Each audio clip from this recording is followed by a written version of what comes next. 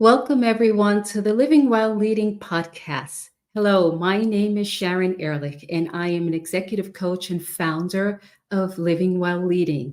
This is an executive coaching practice that supports women leaders to gain control over their careers and their lives and work with purpose. This is a show where I invite top business executives and thought leaders to share their wisdom on leadership topics which are of particular interest to women and the development of their professional careers. I'm very happy to share with you today that I have Dominique Rose Van-Winther as my guest. Today, we're going to be talking about artificial intelligence, survival, and overcoming genius gridlock. Welcome to the show, Dominique. Can you please introduce yourself to everyone? Yeah, so thank you so much, Sharon, for inviting me, and to everybody who's joined today. I've been in consulting about 25 years, Danish American, lived all across the world.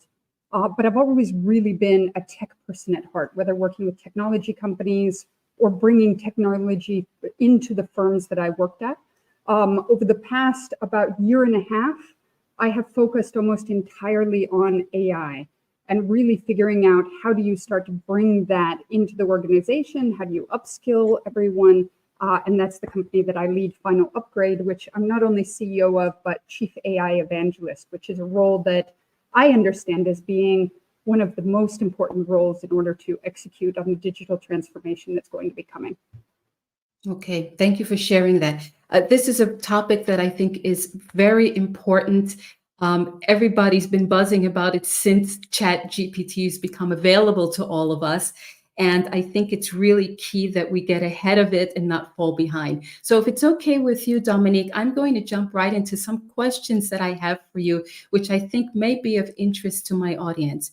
So the first one is, how are women leaders adopting and adapting to AI compared to their male counterparts? Well, look, I've been spending the last about year and a half training thousands of people. And my biggest concern, especially over the course of last year, when everything was just starting to catch on, was I would be doing a session for a couple hundred people.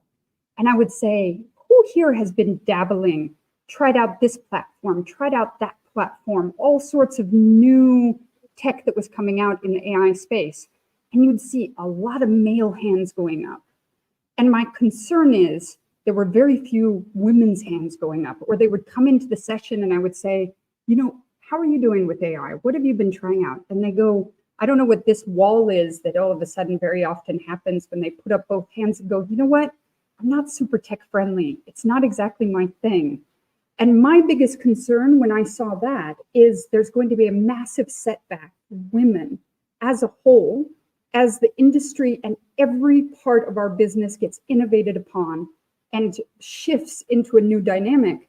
And if you haven't started upskilling yourself, when layoffs come, they're going to come first to those people who are behind on using the newest technology. So I've seen a very vast difference in terms of women's ability to just get a little bit more curious, get a little bit more interested with the tech and experiment. Now, it's not across the board. You'll see women who are running, for example, startups or involved in startups are a lot more agile, quick, easy to pick them up, almost because you have to.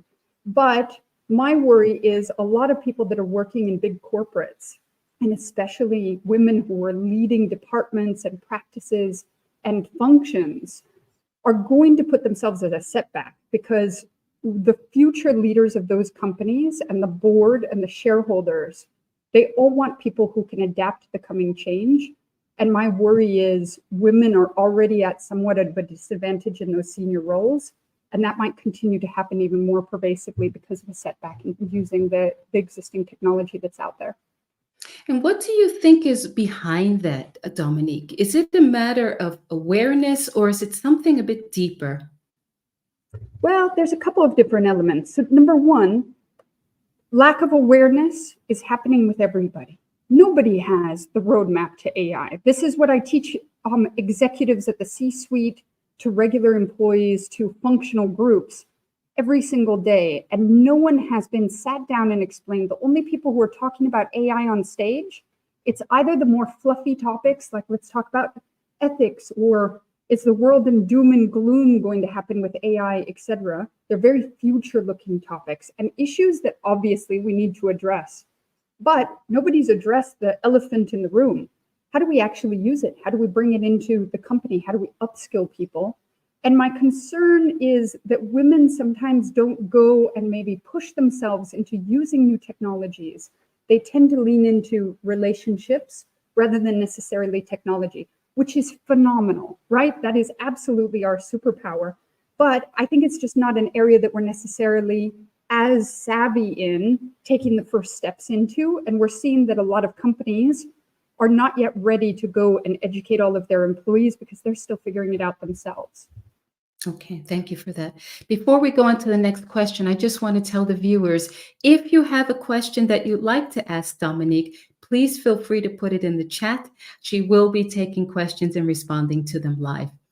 So can you share some statistics about the current state of women's adoption of AI in business? And if you have data, what do those numbers reveal about the gender gap? Yeah, well, there's very few surveys that are out there that we can consider legitimate, mostly because we see a lot of information from, let's say, OpenAI on how much of the population is using their platform, but it's very skewed. When in reality, if you start to survey the population, I've seen stats like, for example, 54% of men use AI on a daily basis in their professional or personal lives. That percentage is cut down to 35% with women. My challenge is mostly when it comes to also the ascension of women into more senior positions, we're already at a disadvantage. It's already a smaller percentage of leaders of businesses. And if we don't have more women leaders in the space, then that's going to be very difficult. And if you think about it, even there's fewer women in tech, and therefore, and I think the stats are something like 67 to 75%, depending on the industry, of tech jobs are men. But I went, for example, I was speaking at a session not too long ago, Women in Data Centers, which everyone came together in Singapore. Is a fantastic event. I've never seen a group of women so united and feeling like such solidarity because there are so few of them. But there were very few women leaders that are running businesses, running departments, running functions. And because of the fact that they aren't entering the space, they don't end up bringing that also into other areas of the business. So nowadays, you don't have to go to become your CTO or your head of IT in a technological role. It's the equivalent of, are you using Excel? And if you're the leader who's not using Excel, then oh boy, are you in trouble for the future. And that's my biggest concern, is people are seeing it as a technological question, and really it's a basic competency that everyone needs to be learning. Yeah. I think that's a really interesting point, reframing it as a basic and fundamental competency that everybody needs to have. Are there any particular AI applications or innovations that you believe have been underutilized by professional women? And why do you think these tools have not been embraced more widely? Sharon, nobody's teaching them. That's the problem. The only education that we're getting at the moment at all of the major conferences is how to buy more tech and pile it on in terms of a firm. They are not focused on change management. They are not focused on upskilling employees. And that's what I focus on day in, day out. So I'll give you 2 tips. Number 1, everybody tends to use, whether it's ChatGPT or Gemini or Claude or whatever platform you're using from an LLM perspective, large language model. If you're using those for research, that is not their purpose. Their job is to, like a 6-year-old, figure out and predict how to win mommy's gummy by crafting up the absolutely perfect sentence that you want. Its job is not to do research. But if you go check out Perplexity AI, you will forever remember how fantastic this tool is at finding everything from a research perspective. Simple tool, but nobody talks about it. And the problem is, and it's from the C-suite all through organizations, because we're not empowering companies to bring more technology in because companies don't know how to deal with it. The other thing I would highly recommend, download the ChatGPT app on your phone, get a subscription. It only costs $20 anyway. But when you open it up, there's absolutely fantastic other AI that's embedded in it. Now, pretty much everybody's used ChatGPT. I'm not naive in thinking so, but how you're using it is wrong. So when you have the dialog box, there's a little button with a microphone. I have an iPhone. Down here, there's a horrible button at the bottom right. That's Apple's embedded microphone for dictation, and it doesn't work all that well. But the one that's in that box, that's a different API that is voice to text, and it's an OpenAI completely separate tech. What you should be doing is thinking about how do you use this as almost your virtual assistant. Let me give you an example. I need to write a follow-up letter to Sharon to say, thank you so much for having me participate in your fantastic podcast. In addition, we had a couple of follow-up things. I need to send her a deck that includes some more information because a couple of people asked for it. And then we wanted to schedule also a coffee in a couple of weeks. Let's see, today's the 19th of June. So let's schedule it for some time in mid-July. I don't know, pick one of the Wednesdays that's that week, and we can grab a coffee while we're out in Singapore. Or a glass of wine. And by the way, also tell her that I was going to introduce her to Bob, who lives in New York, because I think he's going to be an absolutely fantastic business partner for her, right? Sign it off from Dominique, and then go ahead and write it in a fairly informal and friendly way. Now, people like that, people don't write prompts like that, right? Because it takes way, way too long to write that. But that's how I write prompts, because I literally, now I'll show you, I just pop up the share button. So it will dictate out that entire message. And then when you go into your ChatGPT, you can see, now this is a prompt, right? An entire paragraph with all sorts of information. And then when I load it up, because it's just finished, I have an entire email. So what you should be doing is treating these platforms as something that you're going and sharing all of your information into. And then as a result, it's taking you to the 8 out of 10 in terms of everything you're developing. And what people tend to do is they go and they ask it for a template letter, and then they copy it over, and then they rewrite the entire thing. Well, why did you even use AI? Because then that's pointless. You might as well just Google and ask for a standard template. Or they write a fantastic note, and then they stick it into AI and say, make it better. And it removes every element of humanity that was originally in that note and turns it into what I love to coin robot talk, because it is the most nonsensical, emotionless conversations that you could be having, is sending that back and forward.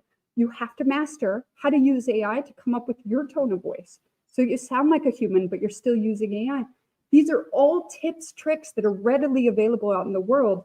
They're just not being pulled into a corporate environment.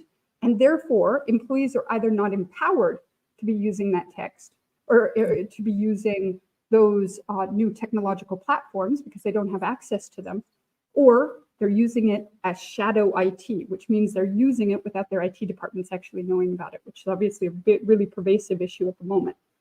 Right. It's a real shame because there's massive opportunities to already be bringing it into the business. Well, first off, thank you for that example. I think that really demonstrated the power. And I mean, it literally took seconds for that prompt to be transmitted or transformed into something meaningful that you could use. So, I mean, you're talked about how people aren't educated, that they're missing this useful piece of information on how to leverage the AI in a way that is part of their daily life effectively. So what are the systemic changes that you think need to be put in place to address exactly this lack of education and knowledge that you just described? I think we need to take everything that relates to AI out of the IT department solely, because the IT department or CTOs and whatnot are fantastic people at bringing tech into an organization. But when the tech has to be used by everyone, this is why I've coined this idea of the chief AI evangelist. You have to find your company's evangelists that understand the tech, but they're not experts in just technology. They know how to bring that into HR. If you want to read an example that's absolutely fantastic, you read up on the Moderna case study on Open AI's even website. And it's how they literally went function by function, team by team, and built 750 GPTs in order to solve all sorts of problems. Do you know who led the way? The woman who heads up legal. Because she goes, there's a massive bottleneck. And she goes, do you know how easy it is for AI to go and check whether it has all of our standards, terms, and conditions, and if there's any red flags? So they went and built it and eliminated an entire huge bottleneck at Moderna, obviously one of like the biggest pharma companies in the world. Yeah. And in essence, released all of that bottleneck, but they can't do that until they go into the functional teams and sit down with people and build something relevant and then educate them on it. And then on the other side, there's all the elements of upskilling, because you have to take the time to bring people on a journey. You can't just rely on the fact that later you're going to have to cut your team members in half because of all of the innovation that's happening. You have to kind of bring them on a journey, retool them, and move them around the organization so that you can keep a hold of some of your most valuable assets.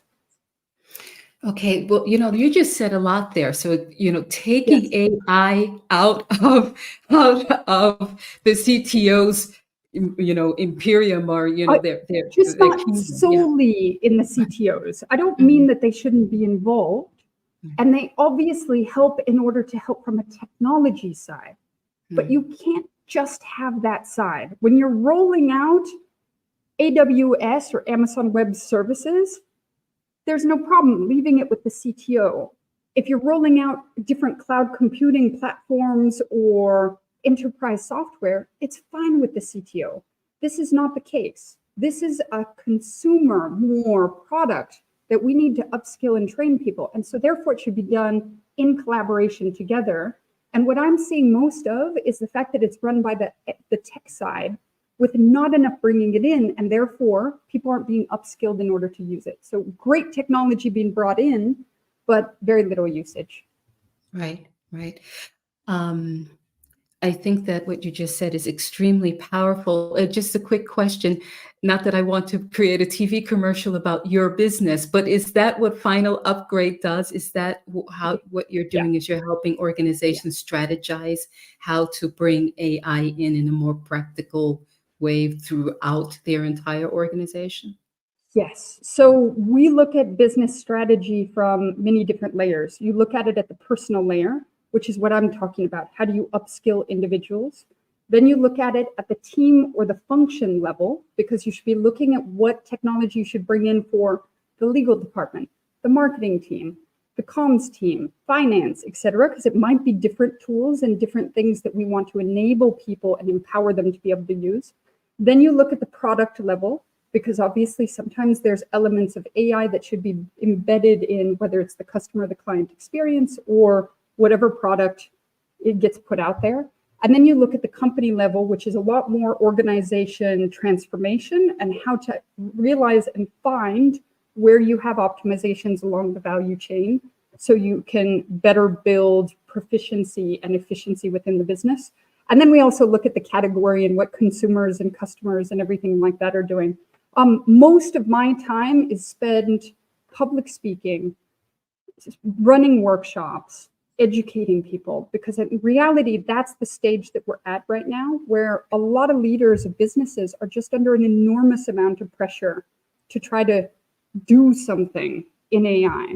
But nobody really knows what to do. There's not a real roadmap in order to be able to figure out what's right. And if you go to conferences, all you see is people who are selling like big, huge technologies that you can come and integrate into your company at enormous cost and enormous amount of time. And I'm not saying any of those are the wrong decision. I'm saying there isn't a very clear framework to prioritize what you should be doing within the organization. So we focus on a lot more of the upskilling and just educating business leaders to kind of navigate the space. Thank you for that. let's going back to women, because you know that the whole conversation we have here is really to inform women about how they need to take control of this whole AI movement, and skill up. What do you think of some of the strategic advantages AI offer women that they probably haven't considered just yet? You know, if you're an early adopter, Mhm. you're going to be ahead of the game. It is so early days at the moment. And that's why I've been on a vengeance to go get more women up on boards and in leadership positions. Because if you think about it, the future people who are going to be hired to lead organizations, and I'm not talking the future in 5, 10 years, I'm talking in the next 1 to 2 to 3 years. Every single leadership position has to understand AI. They're at about a 1 out of 10 right now. If you're the person who leads at the front end of that, you can pick your job. You can pick your seniority because it's going to be the absolutely most in-demand role in order to really understand it. And I'm not talking about going and doing a 3-day course online, an hour each day. That's not knowing it. You need to figure out business applications. You need to start to dive into it a little bit. Do it slowly, but invest the time in order to make yourself, instead of a dabbler, somebody who's a bit more advanced and more proficient, and your career will just skyrocket. There's so many people right now worried about layoffs, so many people that are worried about what the future holds. Upskill yourself. This is one of very few bets that will help you to skyrocket your career far faster than everyone else. And I give that advice all the time. And in fact, all of the sessions that I do, we charge quite on the premium side for a lot of the workshops and the trainings and the talks that I do. I have an entire pro bono stream of ones that I do for any women audiences, because I want us to, damn it, I want us to win. I want us to do phenomenally better, and I want us to narrow the gap between men and women by more women actually stepping into this tech and being able to lead organizations through change. Because you know who does it the best? Often women. Very phenomenal leaders through change, through transformation, when you have to educate, when you have to talk to employees, understand their hardships, understand how they're using technology. These are phenomenal skill sets for women to have. So all you need to supplement that with is some basic knowledge of AI. And I just see the advantages to be massive. So I'm on a vengeance to be able to educate more women. Okay. Well, I'm sure we have a lot of listeners who are saying that sounds great, and I've bought into your message, Dominique. I want to get started, but I don't even know where to start. What would you say to that person? You know what? It is so easy nowadays to get into the space, because really every single big tech company is on board, even with slightly product agnostic, but not entirely. Tools, universities, online schoolings, etc. Check out the ones from Google, Meta. All of the Coursera courses from all of the major universities now have started to launch more modern generative AI solutions. You don't have to go into what are linear regression models with machine learning. Most people don't want to do that, but that's also not where the technology is. You don't have to know programming. You don't have to understand how machine learning is done. You need to understand the business application for it and start to use it and change your behavior on a daily basis. There are a lot of different platforms and tools that are not tools, but platforms that are out there to educate. Look at LinkedIn, look at Coursera, and look at Google. They've launched a lot of different kind of entire curriculums that are about generative AI, how to use it. They're very high quality. Whatever you do, don't look at anything that's more than a year old, because technology of AI as of a year and a half ago transformed. And it now moves 10 times faster. It moves that much more quickly through the organization, and it's in rapid acceleration mode. So if you go and listen to a program that's, I don't know, IBM from 5 years ago, they'll talk about the fact that to build up a solution, you need a full year. if I went and told any of our clients that it's going to take them a year to develop something, they'd laugh me out of the hallway, because that just doesn't work in today's day. It's all just exponentially growing. So we build stuff that's in 4 or 6 weeks, fast prototyping, running it, scrappy, quick, and moving quickly. If you're not learning that sort of tech that moves at the speed of light, you're not in the right program. So look for the ones that are very modern, and ideally within the last 6 months, that's when the best ones come out. Okay. I think that's wonderful advice, and actually very, very prescriptive and descriptive. So thank you for that. You talked about the rate of speed in which AI is moving, and how things just in the last 18 months have just moved forward like gangbusters.